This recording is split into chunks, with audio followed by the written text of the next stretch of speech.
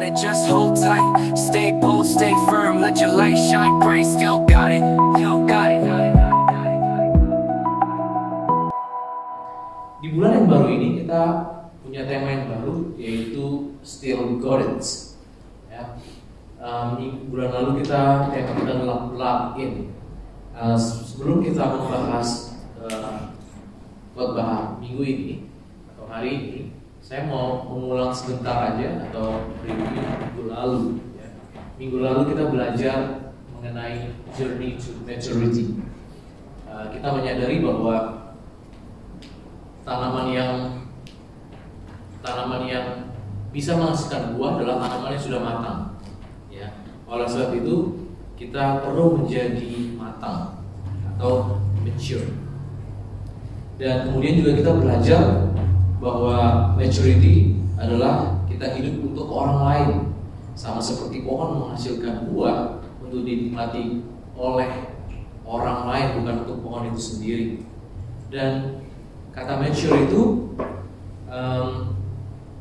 bahasa Greeknya adalah telios, yang artinya adalah fulfill its purpose atau achieve the goal for which it was made. Ya, kenapa Tuhan Yesus menggunakan perumpamaan pohon anggur? Karena dia berusaha untuk menggambarkan prinsip kerajaan Tuhan yang tidak kelihatan dengan sesuatu yang kelihatan di sekitar kita. Ya. Dan berikutnya minggu lalu kita belajar mengenai stages of maturity. Ya, ada newborn, bahasa Greeknya nepios, ada growth, ada techno discipleship, dan ada juga telios atau mature. Dan kita belajar banyak minggu lalu tentang stage ini dan karakteristiknya, dan kita berharap bahwa kita naik ke level berikutnya. Dan minggu lalu juga kita tutup dengan ayat Tuhan berkata apa? Dalam Matius 5 ayat 48, jadilah sempurna, Tuhan Yesus bilang, sama seperti Bapakmu di surga sempurna. Waktu kita baca itu sepertinya, apa maksudnya sempurna di sini? Apakah tanpa kesalahan dan sebagainya?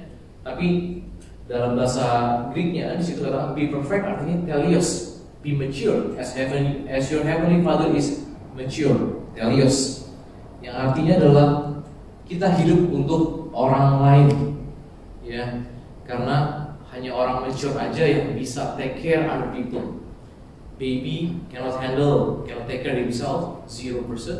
Orang yang pioneer hanya bisa take care himself, udah bisa buat breakfast sendiri. Kemudian mulai discipleship, dia mulai belajar untuk meniru the father, dan kemudian the last stage is telios, ya.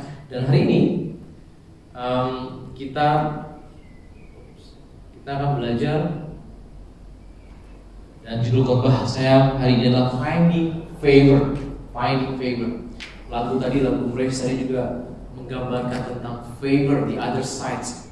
Kenapa kita butuh favor dalam hidup ini? Kita akan belajar hari ini, ya. Dan pelajaran kita akan diambil dari kitab Ruth. Dan saudara, kitab Ruth ini adalah kitab yang menarik. Selain diawali dengan tragedi, tapi ada suatu, kita bisa banyak belajar dari kitab ini. Bahkan di orang Yahudi itu memiliki hari raya, 3 hari raya besar.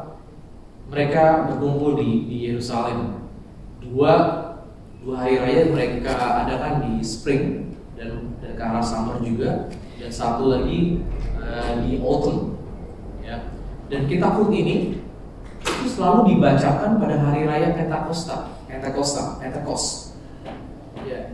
Jadi mereka berkumpul dan membacakan kitab ini. Kenapa kitab ini dibaca? Menarik. Karena berbicara mengenai menunggu. Menunggu adalah sesuatu yang sangat painful, dan untuk para petani, ya, masa panen itu, ya, spring adalah bisa jadi 2 outputs, entah gagal panen atau berhasil panen. Dan itu yang membuat mereka selalu membaca kitab Ruth. Dan ya, ini seperti yang saya tadi bilang, bahasa Ibrani Shavuot. Ya, Shavuot Pentecost itu artinya 49 hari setelah Easter. ya, setelah Passover. Jadi di sekitar di bulan apa ya? Kita kan kalau springnya di bulan September, dia sekitar bulan April, kurang lebih gitu ya. Jadi kitab Rut ini dibacakan saat mereka merayakan Shavuot atau Pentakos. Dan berikutnya fakta yang menarik adalah Rut itu adalah non-Jewish. Cuma satu kitab di Alkitab, dia bukan orang Yahudi, cuma tertulis, tercatat, bahkan didaftarkan di Alkitab. Menarik ya. Dan berikutnya saya mau kasih tahu kenapa dia non-Jewish. Saudara kalau pernah baca ceritanya Lot, Abraham dan Lot, ya, Lot itu setelah ditunggang-balikan Sodom dan Gomora, mereka pergi ke pegunungan diperintah oleh malaikat. Dan berikutnya istrinya menoleh ke belakang jadi tiang garam.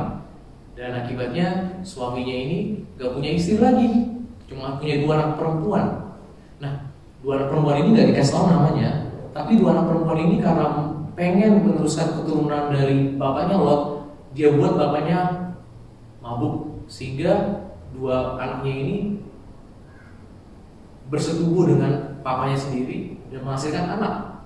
Ya, anaknya adalah yang dari pertama nama anaknya adalah Moab dan yang kedua Ammonite. Ya, jadi dari Lot inilah ada keturunan namanya orang Moab. Nah, Naomi ini garis keturunannya dari Moab tersebut. Ya, Naomi itu bukan orang Yahudi, tapi lahir dari keturunan Moab. Dan fakta berikutnya yang menarik adalah kenapa kitab ini ditulis. Jadi Rut itu kan diantara hakim-hakim, judges dan kings or Samuel, ya. First Samuel, Judges, Ruth dan kemudian Judges. Makanya pernah dengar ada joke, kenapa why Ruth doesn't like Joshua? Karena Joshua, Judges, baru Ruth. Nah, terus kemudian jawabannya adalah nih, joke-nya garing ya, maaf ya kalau nggak ketawa.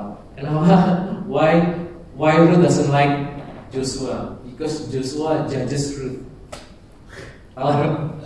Ya, saudara tahu di Alkitab itu ada Joshua and Judges and Ruth. Anyway, kenapa kitab Rut ini ditulis juga? Karena untuk defense David. Karena Daud ini keturunan dari Ruth. Ruth ini orang Moab. Nah, kenapa kok si Daud ini boleh menjadi raja? Legal standingnya dipertanyakan. Ya, jadi kitab Rut ini ditulis untuk mensupport kenapa Daud bisa menjadi raja. Ya. Berikutnya adalah di sini ada ayatnya, saudara, bahwa kalau saudara baca di Deuteronomy 23 verse 3 to 4 itu udah ada hukumnya tertulis bahwa no Ammonites or Moabites. Jadi Ammonite dan Moabite itu anaknya Lot yang tadi, ya, may enter the assembly of the Lord even to the 10th generations. None of them may enter the assembly of the Lord forever. Jadi mereka ini, keturunan mereka ini nggak boleh mingle, nggak boleh masuk dalam kawanan orang Yahudi. Loh, terus kenapa kok Rut diperbolehkan? Kenapa Rut itu bisa? Dan anaknya itu Daud. Seperti saya minggu lalu bilang, di orang Yahudi itu kalau ada kawin campur yang dilihat mamanya. Kalau papanya Yahudi, istrinya bukan Yahudi, itu nggak bisa dibilang anaknya Yahudi. Tapi kalau misalnya mamanya Yahudi, ya, tapi orang suaminya nggak Yahudi, maka anaknya bisa dibilang Yahudi karena tradisi ibu itu mengajar anak di rumah. Segala tradisi, segala value diturunkan kepada ibu. Ya, jadi di sini ada hukumnya bahwa dari hukumnya orang Yahudi, orang Moab itu nggak boleh masuk dalam hitungan orang Israel. But why, Ruth? Ya, jadi ini ada latar belakangnya. Saya cuma ngasih tahu konteks. Kenapa Moab ini, kenapa Ruth ini kok suatu yang spesial harus ditulis di Alkitab, gitu ya. Sampai keturunannya itu bisa sampai ke Tuhan Yesus. Karena dari Ruth lah lahir keturunan ke Daud dan berikutnya sampai ke Tuhan Yesus. Chapter 1. Nah, di kitab Rut ini, chapter 1 ini sebuah tragedi. Dan dimulai dengan suatu pelaporan. Jadi di Yerusalem, Ya, kalau saudara baca di satu raja-raja juga, di Judges dan sebagainya, mereka itu orang suku Yehuda, di mana keturunannya Daud ya, Daud lahir itu ada di sebelah selatan. Nah, karena mereka lagi kelaparan, ada satu keluarga, mereka tuh akhirnya migrate ke negara lain karena kelaparan di Yerusalem. Dan kita baca bahwa mereka pergi ke Moab. Nah, di sini saya mau fokus kepada keluarga ini. Jadi ada satu keluarga namanya Elimelek. Elimelek ini punya istri namanya Naomi. Naomi punya dua anak namanya Chilion dan Mahlon. Dan karena kelaparan mereka pergi ke Moab, ya. Dan mereka ini orang Yahudi. Tapi kemudian anaknya Mahlon dan Chilion, karena mereka tinggal di Moab, mereka tuh jadinya berkenalan, berpacaran, dan menikahi orang lokal, orang Moab. Mahlon menikahi Ruth, Chilion menikahi Orpah. Tapi ada tragedi di sana. Setelah 10 tahun mereka di sana dan menikah, gitu ya, Elimelek bapaknya meninggal, dan dua anaknya Chilion dan Mahlon juga meninggal. Jadi bayangin sebagai ibu, Naomi ini udah migrate jauh-jauh, bayangin dari Indonesia tujuannya mau ke New Zealand, mau punya hidup yang lebih baru, sana meninggal gitu. Tragedi, ya. Lost family member, tulang zaman dulu ya, tulang punggung itu pria. Kalau udah nggak ada yang anak atau suami, udahlah no future. Kemudian kita baca berikutnya. Nah, di sini ayat 3 ya. Rut 1 masih di chapter 1, masih still about tragedy. But Elimelech, the husband of Naomi, died, and she was left with her 2 sons. These 2 Moabite wives, the name of the one was Orphan and the name of the other Ruth. They lived there about 10 years, and both Mahlon and Chilion died, so that the woman was left without her 2 sons and her husband. But Naomi said to her daughters-in-law, "Go, return each of you to her mother's house. May the Lord deal kindly with you, as you have dealt with the dead and with me. The Lord grant that you may find rest." Nah, ini perlu saya garis bawahi, karena saya membagi kitab Rut ini, topik yang akan saya bagikan. Memang hari ini topik saya, judul saya adalah Find the Favor. Tapi di end, mungkin minggu ketiga saya akan berbicara tentang Find the Rest. Ini adalah grow-nya, Find the Rest. Katanya, "Find the rest each of you in the house of her husband. Then she kissed them, and they lifted up their voices and wept." Dan mereka menangis. Jadi si Naomi bilang, "Udahlah, aku ini udah kepahitan, udah mendingan kamu pulang deh ke rumah keluargamu, dan biarkan aku pulang ke Yerusalem." Okay. Tapi mereka menangis. Di sini dari cerita ini, Naomi, Ruth, dan juga Orphan, Orpah ini juga mengalami restless. Bayangin, apa ya, bertubi-tubi gitu, pengen settle, nggak bisa. Mereka mengalami restless.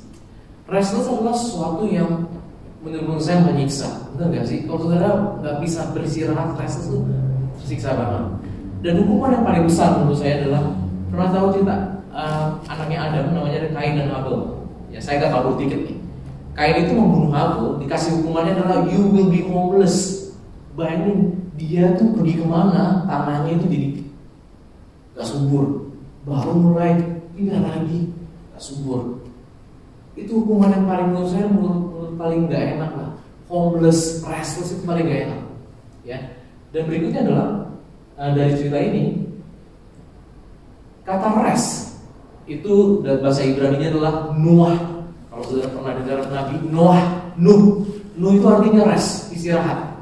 To abide, to dwell, secure. Nah, jadi yang dimaksud dengan Naomi, so that the Lord grant you rest, to abide. Nah, ini kata find the rest ini, find rest nanti akan saya bahas di minggu ketiga. Tapi minggu ini saya hanya mau fokus find the favor, karena untuk menuju rest, you need to find favor first. Okay? Jadi rest itu adalah to abide, to dwell, to secure. Itu yang dimaksud sama Naomi, supaya ini anak menantunya ini ya bisa memiliki rest. Naomi and Ruth were overcome with grief. Ya. Dan apa yang terjadi? Naomi ini yang punya 2 anak menantu ini, si Orpha itu akhirnya memutuskan untuk, ya udah deh, saya pulang ke rumah saya aja, saya tinggal di Moab. Tapi ada satu lagi yang menarik, yaitu Ruth. Ruth bilang, enggak, kemanapun kamu pergi, aku pergi. Aku mau sama kamu.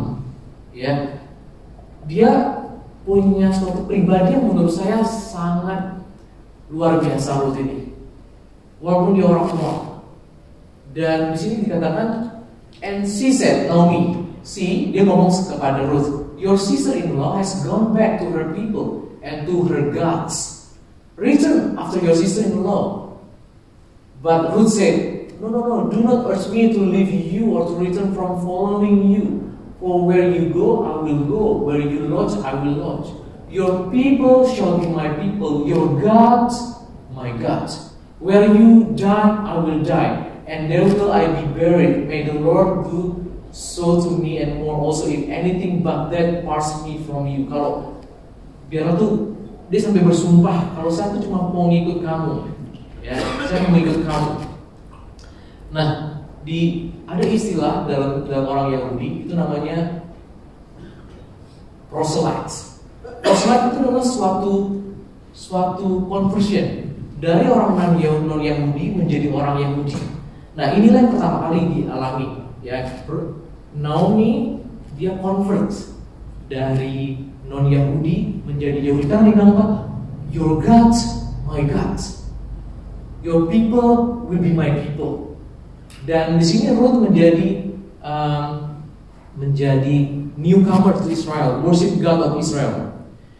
Ya. Dan akhirnya mereka pulang ke Bethlehem. Ya. So the two of them went on until they came to Bethlehem. Nah, Bethlehem ini punya arti. Ya, setiap kota itu di Israel punya arti. Bethlehem itu artinya house of bread. Karena mereka udah kehilangan keluarga dan mereka mendengar, di Bethlehem ada musim panen nih, ya, ada musim panen. Terus Bethlehem itu artinya adalah house of bread. Beth itu kata artinya bait rumah, kita ngomongkan bait Allah, rumah. Lehem itu artinya roti. Jadi artinya Bethlehem itu adalah house of bread. Dan di sini, and when they came to Bethlehem, the whole town was stirred because of them. Bayangin, gempar. Wih, Elimelech ini orang kaya tadinya yang pindah migrate ke Moab. Wow, mereka langsung, apa yang terjadi nih? Yang tadinya kaya berempat, cuma tinggal 1. Dan dia cuma bawa menantu. Dan gosip terjadi lah di mana-mana. Ngomongin salah sini, mereka kenal dan sebagainya, ya. But the woman said, the women over there said, is this Naomi? Mereka kenal, maksudnya ini Naomi. No, Naomi said to them, do not call me Naomi, call me Mara. For the Almighty has dealt very bitterly with me. I went away full, and the Lord has brought me back empty. Why call me Naomi when the Lord has testified against me and the Almighty has brought calamity upon me? Jangan panggil aku Naomi. Naomi itu artinya pleasant, ya. Naomi itu artinya pleasant, gentle. Call me Mara, bitter. Karena lihat apa yang terjadi dalam hidupku. Aku kehilangan suami, 2 anakku meninggal, dan cuma ada 1 menantu. No future. I have no future. Don't call me. Dia marah. Dia marah sama Tuhan. Marah. But there's still hope when they come back to Bethlehem. Dan setelah kita melihat tragedi ini, terus apa? Di chapter 2 itu berbicara mengenai finding favor. Finding favor. Inilah yang mau saya bahas di hari ini. Saudara perlu tahu bahwa Ruth itu adalah stranger. Ruth itu nggak tahu satu kampung itu siapa. Naomi tahu, tapi Ruth nggak tahu karena dia nggak pernah tinggal di Bethlehem sebelumnya. Dan di sini karena mereka mau nggak mau harus makan, terus kemudian Ruth ngomong sama mama mertuanya, ya. And Ruth the Moabite said to Naomi, kepada mamanya, "Let me go to the field and glean among the ears of grain after him in whose sight I shall find favor." Nah ini yang saya mau bahas, find favor. And she said to her, "Go my daughter." Yang satu mamanya juga udah kepahitan, marah, ya, udah nggak ada semangat lah, gitu. Dan yang satu masih ada, "I follow you, I convert, I want to follow your God." Dan dia lihat ada hope, ya. Dan dia memutuskan, bagaimana kalau saya keluar sekarang daripada kita diem-diem aja di rumah, let me go out, I shall find favor. Ya. Dan di situ kemudian sebelumnya saya ke pembacaan berikutnya. Naomi ini orang Yahudi. Orang Yahudi itu tahu hukumnya. Dalam masa panen, waktu lagi masa panen, hukum Yahudi menentukan bahwa waktu kamu harvest menuai, ya, jangan sampai habis tepinya katanya, ya, supaya ada orang miskin dan orang stranger, orang asing itu bisa pungut. Pun kalau kamu udah ikat, ada yang jatuh ke tanah, itu jangan diambil. Itu hukumnya. Kamu harus move on, go on, sampai kamu memanen. Supaya sisanya ini bisa diambil sama orang miskin atau orang asing. Ya, itu hukumnya. Jadi dikasih tahu lah ini latar belakangnya. Udah saya pergi aja, saya cari ladang yang mau menerima saya. Nah, perlu saudara ketahui bahwa ini zaman itu zaman judges, hakim-hakim. Kalau saudara baca judges itu, semua orang itu berkelakuan seperti apa yang mereka pikir baik. Jadi enggak, walaupun mereka hidup dalam hukum Yahudi, tapi mereka tuh masih menurut saya baik, menurut saya nggak baik. Dan kemudian nggak ada jaminan waktu si Ruth keluar kalau menemukan ladang yang baik gitu loh, yang mau nyisain hasilnya. Oke? Karena ada hukumnya adalah di Imamat 19 ayat 9 sampai 10. Pada waktu kamu menuai hasil tanammu, janganlah kau sabit ladangmu habis-habis sampai ke tepinya, ya. Dan janganlah kau pungut apa yang ketinggalan dari penuaianmu. Juga sisa buah anggurmu janganlah kau petik untuk kedua kalinya. Dan buah yang berjatuhan di kebun anggurmu janganlah kau pungut, tetapi semuanya itu harus kau tinggalkan bagi orang miskin dan bagi orang asing. Akulah Tuhan Allahmu.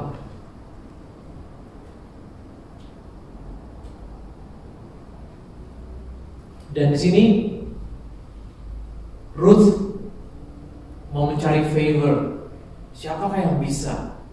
Walaupun saudara mengambil hasil pungutan tuh kan nggak sebanyak lagi panen, bener nggak sih?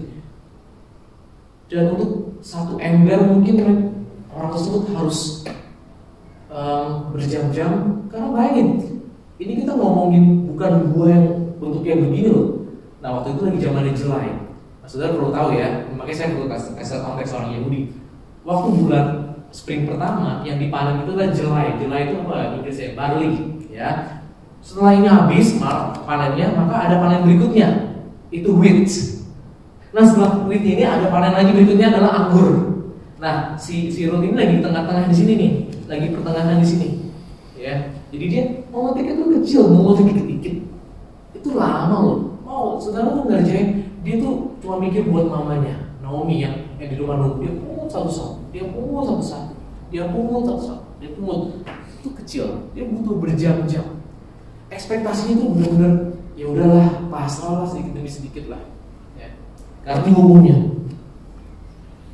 Dan saudara, dari cerita ini saya mau ngasih bahwa go out and find favor. It is game changer. Kalau saudara nggak suka dengan situasi saudara merasa, aduh, kok hidup saya begini aja. You need favor. Go out, find favor. It is game changer. Kenapa sih bilang game changer? Nanti saudara akan lihat, ya. Saudara akan lihat. Dan di sini Ruth belum bertemu dengan karakter yang baru. Saya baru saja menyebutkan satu family yang mengalami tragedi, Naomi dan Ruth. Ya, belum ada karakter yang lain. Dia nggak kenal siapa-siapa. Oke. Dan berikutnya adalah di ayat 3 sampai berikutnya. Lalu Ruth pergi memungut bulir-bulir jelai yang tercecer dari ikatan jelai. Dengan tidak sengaja ternyata Ruth sedang bekerja pada ladang milik Boas, anggota keluarga Elimelek tersebut. Itu kemungkinan tulangnya lah ya. Kalau orang Batak itu tulang, ada kerabat lah. Ini masih kerabat mereka. Saat Ruth sedang berada di ladang tibalah Boas dari Bethlehem dan menyapa orang yang sedang memanen di ladangnya. Katanya, Tuhan menyertai kalian. Lalu mereka membalas, Tuhan menyertai kamu juga. Kemudian bertanyalah Boas kepada mandor yang mengawasi orang tersebut. Dia kenal pegawai-pegawai. Tapi ada satu nih, siapa nih? Ya, siapakah perempuan muda di sana dan siapakah keluarganya? Dia pengen tahu latar belakangnya, siapakah keluarganya.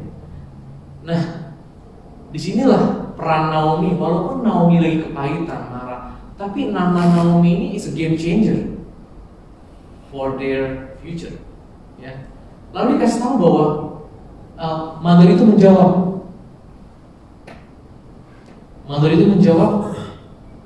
dialah perempuan muda asal Moab yang kembali dengan Naomi. Nah, jadi sekarang ada 3 karakter. Ada Naomi, ada Ruth, ada Boas.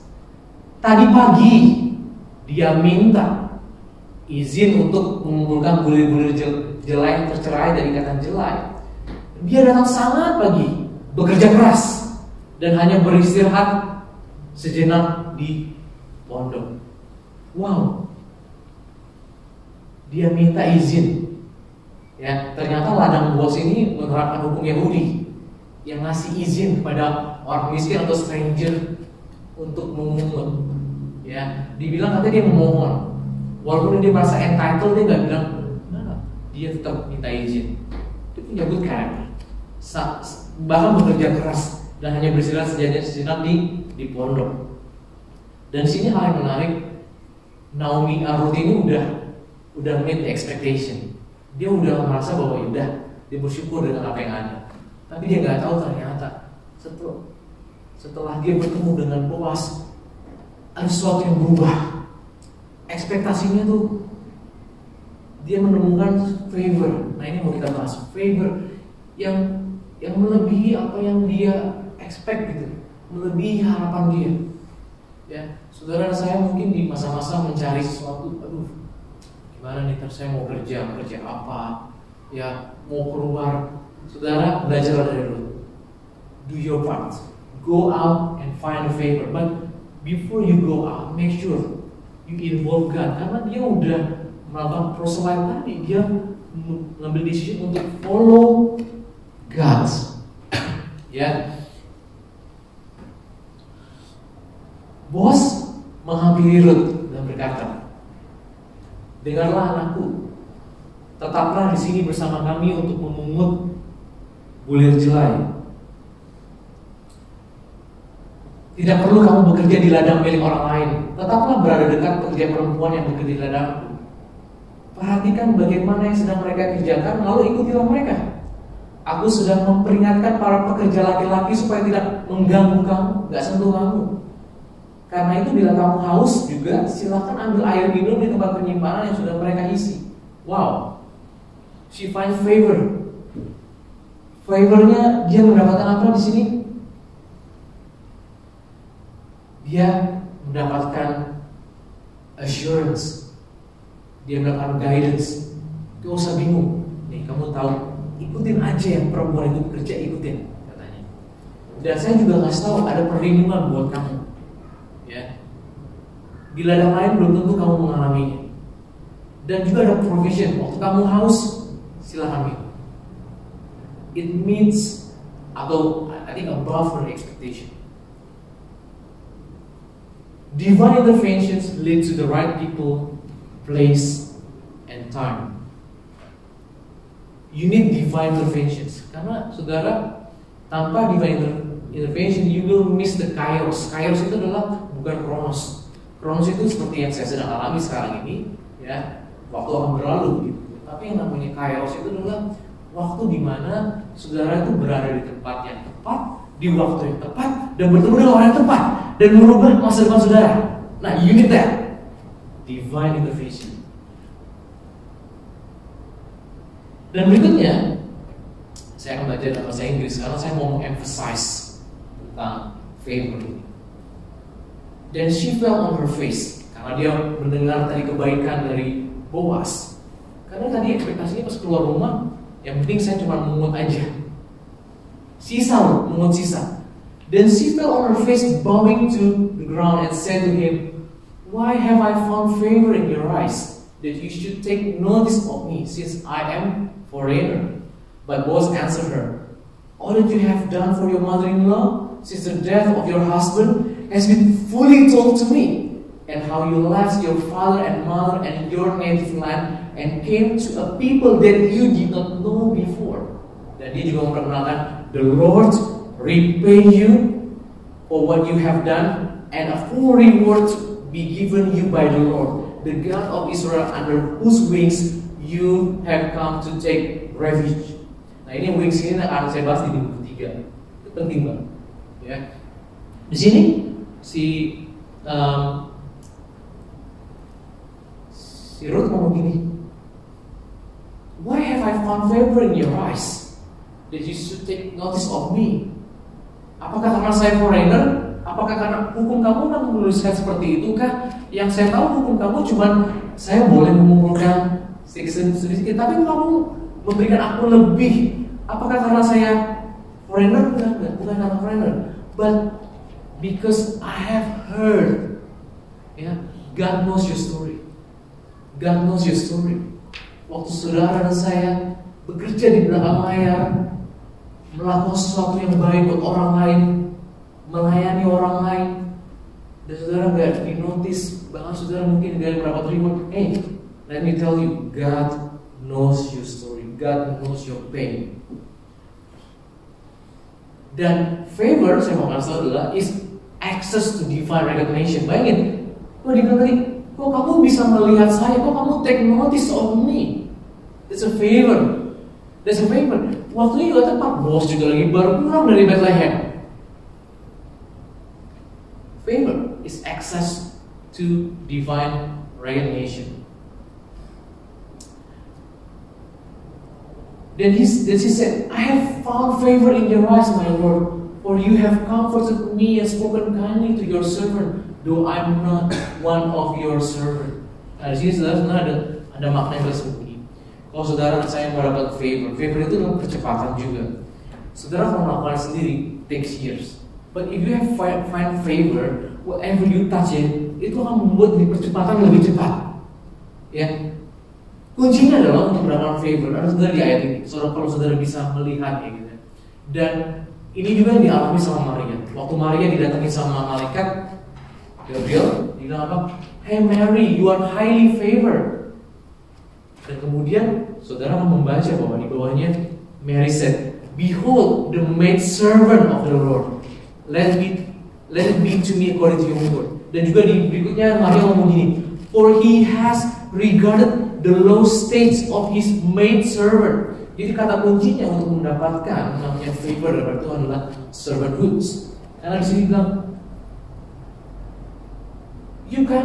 kamu tuh berbicara seperti aku tuh seorang bagian dari hambamu, walaupun aku bukan hamba. Dia itu memungut, dia bekerja lebih keras daripada seorang hamba, dan dia mau hidup buat orang lain yang menunggu di rumahnya, mama mertuanya, Naomi. Servanthood leads to favor. Servanthood leads to favor. Kalau saudara baca di Alkitab, Yusuf mengalami suatu promosi dan sebagainya, Maria, dan sekarang Ruth. It's because of servanthood, punya hati yang mau buat orang lain gitu, melayani orang lain. It's not about you. It's not about you. Dan berikutnya kita akan melihat apa sih yang the game changer itu setelah Ruth mendapatkan favor. Dia keluar tadi hanya ekspektasinya memungut sisa. Dan di sini dikatakan di ayat 14, pada waktu makan siang, ya, lagi lunch time nih, bos memanggil Ruth. Ini bukan part of her expectation. kemarilah silakan ambil sendiri makanan ini dan kamu dapat celupkan rotimu dalam saus ini. Ya. Maka duduklah Rut dengan para pekerja dan Boaz memberikan kepadanya jelai yang sudah dipanggang. Nah, jelainya ini udah diproses. Ruth ini udah save her time. Dia gak perlu masak, udah dimasakin. It's a favor. Ruth makan sampai kenyang dan masih ada kelebihan makanan. Tapau. Makanan sisanya ditaruh di box. Ya. Di box, bawa pulang. Tapi bukan buat dirinya sendiri. Di saudara baca. Enggak, dia bawa pulang bukan buat dia kok. Di saudara baca. Saat itu mulai bekerja lagi, Boaz memerintahkan para pekerjanya, biarkanlah dia memungut bulir-bulir jelai dari antara tumpukan jelai yang sudah terikat itu. Dan berikutnya, bahkan, nah ini favor nih. Kalau saudara udah ketemu favor, wah, bantulah dia dengan sengaja jatuhin katanya bulir-bulir itu supaya dengan mudah dia dapat mengambilnya. Bukan lagi satu-satu lagi, dengan sengaja bulir-bulirnya. Janganlah melarangnya atau menghentikannya. Ruth bekerja sepanjang hari mengumpulkan jelai dan ketika mengirik hasil jelai itu dia mendapatkan satu kanyang penuh kurang lebih 20 kg. Ekspektasinya mungkin dia cuma dapat 1 kilo pulang. Karena cuma sisa tuh. Ini karena disengaja dibuang gitu, dibuang banyak dibuang. Dia pulang 20 kilo sampai dia harus gerek loh. Kalau bahasa Inggrisnya carry. Karena berat 20 kilo. Jalan kaki, nggak ada mobil. Dia membawa pulang hasil irikan jelai dan memperlihatkan hasilnya kepada ibu mertuanya. Ruth juga memberikan jelai panggang tadi yang dimakan. Sisanya itu kelebihan dari makan siangnya. Ruth ini pikirannya in her mind itu it's about others, bukan dirinya sendiri. Kalau saudara stop, it's like door close for you. Coba lamar kerja, coba sana sini, ya. My humble advice: have servanthood heart. It will be game changer for you. Karena kalau Tuhan udah involved, udah ngasih favor, it will make your life easier. Karena saudara memikirkan orang lain bukan buat yourself anymore gitu kan. Karena bahkan dia bawa tapau itu, bawa box itu buat mamanya. Ya. Favor increases in capacity. Tadinya dia cuma mikir udah 1 kilo aja deh. Dia tadi mikir nggak bakal bawa berat-berat. Tapi dia pulang membawa sesuatu yang lebih berat. Stretch your capacity. Ini favor. Ini adalah efek dari favor. Tadi dia mikir udah capek ya, mungut-mungut, dan akhirnya dia harus bawa pulang lebih berat lagi. But it's okay. She will bring it to her mom. Pada Naomi. Dan berikutnya pas lagi nyampe rumah ada percakapan yang menarik juga. Dan dari mana saja kamu mengumpulkan jelai sebanyak ini? Kaget ya. Naomi juga kaget. Dia juga punya ekspektasi nggak mungkin lah sebanyak ini. Ya. Terus kemudian kamu bekerja di mana? Kiranya Tuhan memberkati dia yang memperhatikan kamu. Ruth kemudian menceritakan apa yang dialami mengenai pemilik ladang di mana dia bekerja. Dia berkata kepada ibu mertuanya, pemilik ladang di mana aku bekerja seharian adalah Boaz. Oh, ring the bell gitu ya. Boaz. Oh ya, saya tahu Boaz. Dan Naomi berkata kepada Ruth, kiranya Tuhan memberkati Boaz karena ternyata Boaz tetap setia kepada kita yang hidup, maksudnya mereka berdua, dan juga terhadap suami kita yang sudah meninggal. Dia adalah salah satu kerabat dekat, salah satu penanggung jawab keluarga kita. Nah, juga ini ada juga di hukum Yahudi bahwa kalau suami meninggal dan sebagainya ada hukumnya lah, ya, bahwa dia menjadi redeemer. Tadi kita nyanyi tentang redeemer. Jesus is our redeemer. Dan cerita Boaz dan Ruth juga berbicara tentang kita dan Tuhan Yesus. Jadi banyak arti tentang kita. This is the beautiful book. Beautiful book. Lalu Ruth berkata, Boaz juga berkata, supaya aku kembali untuk bekerja dengan pekerjaannya selama musim panen. Dia ngomong sama Naomi, look, remember in the morning, I want to go out to find favor. Now I come back, I found a favor. Bahkan saya boleh bekerja selama musim panen katanya. God has highly favored you, not because of you, because of His love for the people around you. Naomi lagi marah, pahitan. Dia tahu, Tuhan tahu. Tuhan kasih favor buat Ruth supaya nunjukin pada Naomi, Lord still with you, God still with you. Tuhan masih sayang sama kamu. God has highly favored you because of His love for the people around you. Jadi jangan GR. No, Yusuf dikasih favor, Maria dikasih favor for the bigger people, bigger audience. It's not about you. Ya, saya pernah ngomong, the bad news is not about you. The good news, it's not about you. Jadi semuanya tentang Tuhan. No, you are not the main focus here. No, God. Because He has love for other people. Ya. Dan demikianlah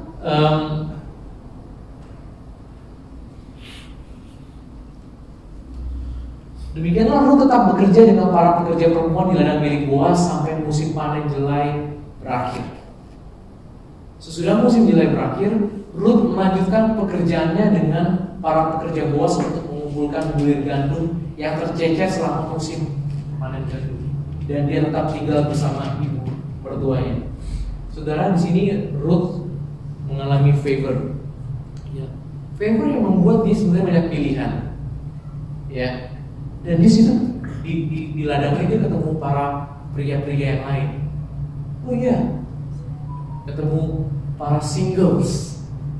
Dan di sini Ruth, ya, sesudah musim jelai seperti yang bilang tadi, ada musim jelai, barley ini udah berakhir, dilanjutkan dengan musim apa? Gandum. Nah, dibilang tadi apa? Ruth melanjutkan pekerjaannya dengan para pekerja Boaz untuk mengumpulkan bulir gandum. Nah, kali ini tadi jelai, barley, sekarang gandum. Ya, yang tercecer selama musim panen gandum. Dan dia tetap tinggal bersama siapa? Ibu mertuanya. Ruth masih dalam pekerjaan yang sama. Dia nggak berubah. Walaupun dia udah dapat yang namanya perkenanan, dia udah dapat keringanan, dia dapat kasih sayang, dia enggak tuh ninggalin mama mertuanya. Dia masih dalam pekerjaan yang sama, dia masih setia menemani ibu mertuanya. Walaupun dia sudah terekspos dengan pria-pria muda lainnya. Satu musim berlalu, musim yang lain datang. But she abides. Kita bahas selama bulan lalu. Abides, tinggal, tetap tinggal. Dan di sini kita belajar tentang favor. Tapi apakah saudara, kita mungkin waktu lagi dapat favor udah happy banget ya, aku dapat favor, dan kita merasa berpikir bahwa udah ini hidup kita. No. You still missing the best one. Karena ada cerita berikutnya tentang finding rest. Ini lebih daripada apa yang kita dengar hari ini.